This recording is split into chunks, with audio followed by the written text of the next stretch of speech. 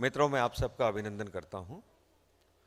और आज गोपाल कुमार केडिया जी ने मुझे यहां पर आमंत्रित किया। मैं चाहता हूं आप मेरे साथ मिलकर सब उनको जोरदार बधाई दे दीजिए।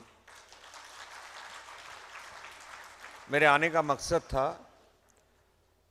25 साल सिल्वर जुबली फाउंडेशन डे है। 25 साल किसी भी कंपनी की ज़िंदगी में कम नहीं होते हैं जी। पहले तो मैं सोच रहा था ये शायद एनिवर्सरी है गोपाल जी की और संतोष जी की, पर ये तो कंपनी की एनिवर्सरी है। ऐसे कंपनी एनिवर्सरी मना रही है तो उसमें तो सबसे ज़्यादा जो प्रसन्नता है वो उसमें काम करने वाले की होगी जी। और मैं समझता हूँ कि अभी 40 से ज़्यादा चार्टर्ड अकाउंटेंट मुझे बताया गया है आपके साथ हैं। गोपाल कृष्ण जी के बारे में बताने की जरूरत नहीं है, चार्टर्ड अकाउंटेंट हैं, विभिन्न काउंसिल्स के अंदर वो रह चुके हैं। और कई बार देखिए प्रकृति भी बड़ा अच्छा न्याय करती है। आईएएस बनना चाहते थे, आईएएस नहीं बन पाए तो इतनी बड़ी कंपनी खोल ली है जाके, नहीं तो इंडिविजुअली आईएएस बन के काम कर रहे होते। ऐसे ही मैं भी पढ़ाई में अच्छा नहीं था इसलिए लीडर हो गया जाके। और खाली लीडर नहीं हो गया, मैं कई कॉलेज का चेयरमैन रहा जी। मैं श्री राम कॉलेज की गवर्निंग बॉडी में रहा, सत्यवती कॉलेज का चेयरमैन रहा, लक्ष्मीबाई कॉलेज की गवर्निंग बॉडी में रहा। इतना पढ़ाई में कमजोर नहीं था। Shri Ram college of commerce से किया, बीकॉम, एमकॉम, एलएलबी। कहीं आप सोचें कि शायद गोयल साहब ऐसे ही होंगे जाके। और हम अपने समय में सब काम करते थे। ये जरूर है कि मेरे घर में सब प्रोफेशनल हैं। मेरे फादर चरतीलाल गोयल जो विधानसभा के अध्यक्ष रहे हैं, वो इनकम टैक्स, सेल टैक्स के बहुत बड़े प्रैक्टिशनर थे जाके। उस समय आप समझिए कि जितने भी चांदनी चौक में बड़ी बड़ी फर्में होती थी, तब तो चांदनी चौक ही था, वो सब उनके क्लाइंट थी। मेरे जो बड़े ब्रदर हैं उन्होंने उनकी प्रैक्टिस संभाली और वो भी बहुत बड़े इनकम टैक्स, सेल टैक्स के रहे। और उससे जो मेरे छोटे भाई थे वो खुद चार्टर्ड अकाउंटेंट रहे। तो मैं सीए नहीं बन पाया, मैं लॉयर बना। पर क्योंकि मुझे देश के लिए काम करना था, मैं इसलिए अभी पार्लियामेंट्री अफेयर्स मंत्रालय के नाते कर रहा हूं। तो जब गोपाल कृष्ण केडिया जी आए थे तो मुझे ऐसा लगता था कि मुझे इस कार्यक्रम में आके उनको ज़्यादा से ज़्यादा अनकरेज करना चाहिए जी, ताकि लोग आएँ।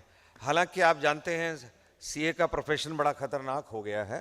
प्रधानमंत्री जी ने चार्टर्ड अकाउंटेंट्स के बारे में बहुत कुछ बोल दिया जाके जी, और उससे प्रेरणा लेकर मैं समझता हूँ कि चार्टर्ड अकाउंटेंट हमारे देश के अंदर वो हैं जो कि देश के व्यापार के लिए, देश के उन्नति के लिए और व्यापारियों की खास तौर से मदद के लिए सबसे आगे रहते हैं जाके। आज मुझे केडिया साहब ने बताया कि जीएसटी के ऊपर उन्होंने इस वार्ता को रखा है। तो मैं ये कहना चाहता हूँ, ये जीएसटी, ये नोटबंदी, ये फैसले कोई सरल फैसले नहीं हैं, ये बहुत बड़े फैसले हैं जी। आज उसकी आलोचना करना, उसमें कमियां ढूंढना, ये बहुत आसान है। पर आप देखेंगे कि अगर 1947 के बाद देश के अंदर कोई सुधारीकरण का कार्यक्रम हुआ है तो वो प्रधानमंत्री नरेंद्र मोदी की सरकार ने किया है। उसके लिए उनको जितनी बधाई दी जाए उतनी कम है, मैं समझता हूं जाकर के। और ये केवल ऐसा नहीं है कि ये केवल कोई एक पार्टी का काम है।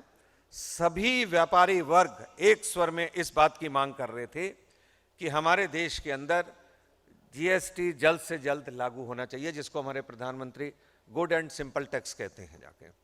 और मैं समझता हूं कि ये केवल जीएसटी लागू नहीं किया गया सभी दलों की सहायता से, किंतु ये एक पहला सबसे बड़ा उदाहरण है हमारे देश के अंदर जिसमें सारे स्टेक होल्डर्स को साथ में लेकर एक बड़ा फैसला किया गया है।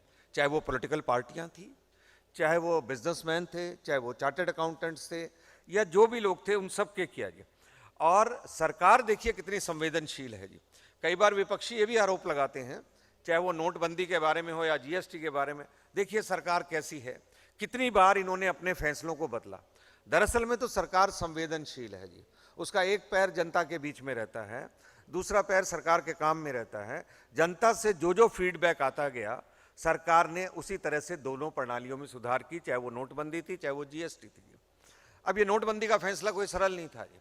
मुझे याद है कि मैं एक बार जा रहा था मुरादाबाद, रास्ते में मेरठ पड़ा, तो बैंकों के सामने लंबी लंबी लाइनें लगी हुई थी।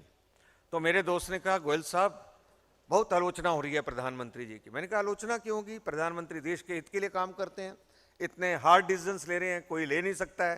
नहीं तो वो भी चाहते तो सब्सिडीज लुटा लुटा कर और वाहवाही लूट सकते थे, पर उन्होंने इतने कड़े फैसले किए। उन्होंने कहा नहीं नहीं बड़ी आलोचना हो रही है। तो बैंकों के सामने लाइन लगी हुई थी, तो मैं डरते डरते एक लाइन पे उतर गया।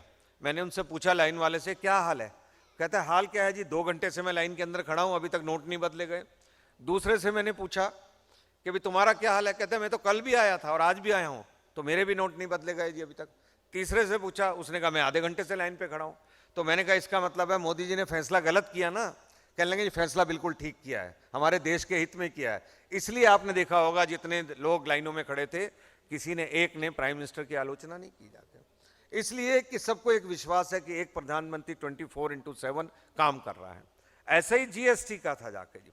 और जीएसटी के अंदर भी देखिए नेता लोग भी पब्लिक में गए, ब्यूरोक्रेसी भी पब्लिक में गई जीएसटी को समझाने के लिए जी। बाजारों के अंदर कैंप लगाए गए थे जी, और जितने भी ट्रेडर एसोसिएशंस थी या सीए चार्टर्ड अकाउंटेंट या एडवोकेट्स की एसोसिएशन थी, उन सब के अंदर एक तालमेल हुआ जी। और ना केवल उन्होंने जीएसटी के बारे में नॉलेज दी, बल्कि मैं समझता हूं हाथ पकड़ पकड़ के जेब्रा क्रॉसिंग कैसे की जाती है इसके लिए जीएसटी को समझाया। जीएसटी जैसी चीज लागू होना कोई आसान नहीं था जी, पूरे देश का सिस्टम चेंज हो रहा था जाके। इसलिए आपने देखा होगा कि पार्लियामेंट के अंदर आर्थिक आज़ादी के रूप के अंदर हमने इसको पार्लियामेंट के अंदर मनाया था जाके जी।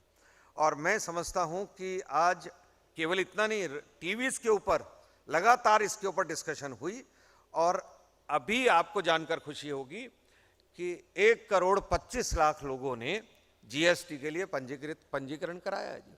पहले ये संख्या जो थी 75 से 80 लाख थी जगह।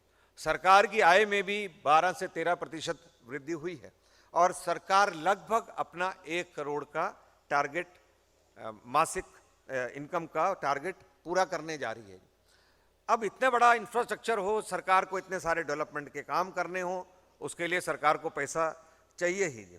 और इसीलिए एक ये अच्छी प्रणाली बनी हुई है। मैं ये कहना चाहता हूँ, इससे कम से कम 17 प्रकार के तो टैक्स खत्म हो गए, 26 जो सेस थे वो उसके अंदर समाहित हो गए सारे के सारे, और पूरा देश एक मंडी बन गया, आप ये समझिए जीएसटी को लेकर।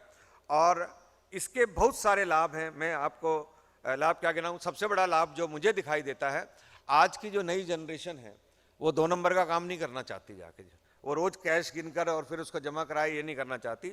आज की जो जनरेशन है वो चाहती है सीधा सीधा काम हो, ताकि हम शाम के टाइम में फ्री रहें और थोड़ा एंजॉय भी कर सकें। इसीलिए और जितना भी काम है वो सारा जो सरकारी था वो आपके लैपटॉप में आ गया है जी। तो जाहिर तौर पे धीरे धीरे आप देखेंगे इसके कारण जो करप्शन और भ्रष्टाचार था वो भी इसके अंदर समाप्त हो गया है जी। अब आपको बैंकों की लाइन में लग के पेमेंट नहीं करनी है, ना आपको कैश को ढोना है, क्योंकि सब लोग जो हैं डिजिटल आ गए हैं, और आपके अकाउंटेंट जो हैं वो दफ्तर में कंप्लाइंस कर रहे हैं। ऐसा नहीं है कि मेरे को ये बातें नहीं पता हैं कि जीएसटी के कारण जो हैं प्रॉब्लम्स कितनी हो रही होंगी, क्योंकि जीएसटी एक नया सिस्टम है। जैसे जो कॉम्प्लिकेटेड फॉर्म है, उस कॉम्प्लिकेटेड फॉर्म को अब सरकार सरल करने और भी ज़्यादा सरल कर रही है। शायद 1 पेज के अंदर जीएसटी का फॉर्म हो जाएगा। इसी तरीके से अभी जो मंथली रिटर्न्स फाइल होती थी, पहले 1 महीने में 3 करनी पड़ती थी, साल के अंदर 36 करनी पड़ती थी, वो भी उसके बारे में भी विचार किया जा रहा है। और व्यापारियों की तरफ से इस बात की भी डिमांड आ रही है कि क्यों ना इसको हम जो है क्वार्टरली इसको किया जाए, जिसके कारण ये सरल हो जाएगी। तो एक फॉर्म सरल होगा, एक ये क्वार्टरली हो जाएगी। फिर इसी तरीके से एक व्यापारियों की तरफ से जो डिमांड आती है कि वो ई वे जो बिल है उसके कारण कठिनाई है, उसके बारे में भी सरकार को इस बात को मालूम है। व्यापारियों की तरफ से ये बात भी आती है कि ये जो ई वे बिल है, इसको अगर अगर वो स्टेट है, मान लीजिए महाराष्ट्र या with in the state movement हो रही है, तो उसमें ई वे बिल की कोई आवश्यकता नहीं है। इस तरह की डिमांड आ रही है। तो आप ये समझिए, दूसरा ये है कि ये जो पूरा सिस्टम था जिसके अंदर 1 जुलाई 2017 से लेकर 30 जून 2018 तक लोगों को रिटर्न्स फाइल करनी थी, या लोगों ने गलत रिटर्न फाइल कर दी, या अपना जीएसटी उन्होंने जमाया नहीं, तो मैं समझता हूं कि उसके कारण भी प्रॉब्लम थी। तो मैं सरकार से, हम अपने आप बात करेंगे इस बात के लिए कि क्या हम कुछ ग्रेस पीरियड और दे सकते हैं, जिसमें कि जो पिछली गलतियां रह गई थी उसको व्यापारी दुरुस्त कर लें, क्योंकि ये इसी पहली बार इसको जीएसटी को लागू किया गया है। ऐसे ही एक रिवर्स चार्ज जो मैकेनिज्म है, उसके अंदर भी मेरे पास सुझाव आए थे कि भी इन रिवर्स चार्ज मैकेनिज्म को भी इसको और भी इसको ठीक करना चाहिए। तो मैं समझता हूं कि इस तरीके से जो जीएसटी की प्रॉब्लम्स है, अगर आज की इस कॉन्फ्रेंस के बाद केडिया साहब मुझे एक बनाकर देंगे पूरी लिस्ट, तो मैं आपको ये कह सकता हूं कि आपकी एक एक क्वेरी का मैं जवाब दूंगा फाइनेंस मिनिस्ट्री से बात कर कर कि किस चीज़ का क्या आंसर है। और ऐसा नहीं है, इससे पहले भी जब जब जो फीडबैक हमको व्यापारियों से मिला, हमको चार्टर्ड अकाउंटेंट से मिला, हमको जनरल पब्लिक से मिला, कंज्यूमर से मिला, वो सारे फीडबैक हमने ऊपर तक पहुंचाए हैं। और इस सरकार ने लगातार ये कोशिश की है कि उस फीडबैक के आधार के ऊपर जो चेंजेस लानी है वो हम चेंजेस लाएं। और जहाँ जहाँ टैक्स की स्लैब कम हो सकती हैं, वहाँ जीएसटी की स्लैब्स को भी कम किया जाए। और सरकार ने ये पिछले समय के अंदर इसको किया भी है। तो मैं एक बार केडिया साहब को बहुत बधाई देना चाहता हूँ कि उनके 25 साल पे मुबारकबाद करना चाहता हूँ। केडिया साहब, इतना ही करना है आपने, 50 साल की जब करो तो हमें ज़रूर बुलाना है जी। और मैं समझता हूँ जब ये 50 साल की करेंगे तो हम और ये दोनों यहीं पर ही होंगे, ऐसा हमको पूरी उम्मीद है। बहुत बहुत आपको शुभकामनाएं, आपकी कंपनी को शुभकामनाएं, आप देश के लिए जो काम कर रहे हैं। और सबसे बड़ी बात यह है, कंपनी चलाते हुए या कोई भी काम करते हुए हम सबको ये सोचना है हम देश के लिए, समाज के लिए, सोसाइटी के लिए क्या कर रहे हैं। जैसे मैं एक टॉय बैंक चलाता हूँ जी, पुराने खिलौने इकट्ठे करके गरीब बच्चों को हम बांटते हैं जाके। आजकल खिलौने ओके और लियो के होते हैं, लगभग नए सामान होते हैं जी। तो ये एक सोशल प्रोजेक्ट है। अभी हम एक प्रोजेक्ट चला रहे हैं, 1000 स्लम के बच्चों को हम गोद ले रहे हैं जी। उन बच्चों को गोद ले रहे हैं जो बच्चे म्यूज़िक में बहुत अच्छे हैं पर कहीं सीखने के लिए उनके पास फीस के पैसे नहीं हैं, स्पोर्ट्स में अच्छे हैं पर स्पोर्ट्स में एडमिशन कोई उनको दिलाने वाला नहीं है जाके जी, पढ़ाई में अच्छे हैं पर उनको किताबें और फीस नहीं है जी। तो ऐसे 1000 बच्चों को विजय गोयल गोद लेगा और गोद लेकर आपको बांटेगा। जैसे कि केडिया साहब हैं या दूसरे लोग हैं, तो उनको कहा जाएगा एक बच्चा आप संभालो, एक बच्चा आप संभालो, एक बच्चा आप संभालो, ताकि ये जो हमारे स्लम के बच्चे जिनके अंदर एक टैलेंट है, ये टैलेंट मैं देखता हूँ ना टीवी में जब प्रोग्राम आते हैं, डांस इंडिया डांस, और कौन सा आता है देखते नहीं, सारेगामा, ये सब आते हैं, उसमें मुझे दिखाई देता है कितना टैलेंट है। तो ऐसा ही टैलेंट हमारे गांव में, हमारे स्लम में बिखरा पड़ा है, उसको कोई संभालने वाला होना चाहिए। तो मैं आप सब लोगों से अपील करूंगा, सरकार के भरोसे देश नहीं चलता है कभी भी।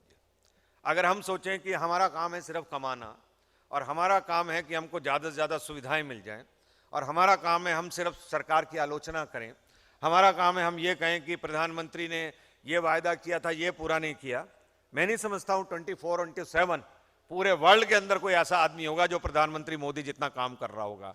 पूरे वर्ल्ड में ऐसा होगा आदमी जिसके पास ऐसा विजन होगा, और पूरे वर्ल्ड में ऐसा आदमी होगा जो नई नई चीज़ों को हमारे सामने लेकर आ रहे हैं। जाके कड़े फैसले लेने वाली सरकार ही अच्छी होती है, सब्सिडी बांटने वाली नहीं होती। आज उनकी अपील पर 1 करोड़ से ज़्यादा लोगों ने अपनी गैस की सब्सिडी छोड़ दी, जिसका पैसा जो है आम आदमी के पास जा रहा है। तो मेरी आपसे अपील है कि आप लोगों को भी एक ना एक समाज सेवा का प्रोजेक्ट कोई ना कोई अपने पास जरूर लेना है। अभी हम चांदनी चौक के डेवलपमेंट पे काम कर रहे हैं। कल हम चांदनी चौक में एक पद यात्रा कर रहे हैं कि चांदनी चौक में सब हवेलियां टूट रही हैं, Chandni Chowk is dying, Chandni Chowk slum बनता जा रहा है बड़ी तेजी से। और आप देखिए हमारी सपोर्ट में कल सारी जो मार्केट है वो हाफ डे बंद रहेगी इस बात के लिए कि विजय गोयल ने अपील की है कि चांदनी चौक को संभाला जाए, उसकी हवेलियों को संभाला जाए। और जब मैं भाषण देता हूं तो भाषण करना आसान नहीं होता। जो मैं आपको बोलता हूं वो लाइन मेरे अंदर जाती है कि मैं उसको फॉलो कर रहा हूं नहीं कर रहा हूं जाके। तो हमारी कोशिश रहती है कि राजनीति केवल नहीं बल्कि समाज के अंदर भी काम करें। और ऐसे ही मैं समझता हूँ जो केडिया साहब की कंपनी है जेके इंडिया एंड कंपनी, वो भी कुछ सोशल प्रोजेक्ट अपने हाथ में लेगी और ज़्यादा से ज़्यादा अच्छा काम करेगी।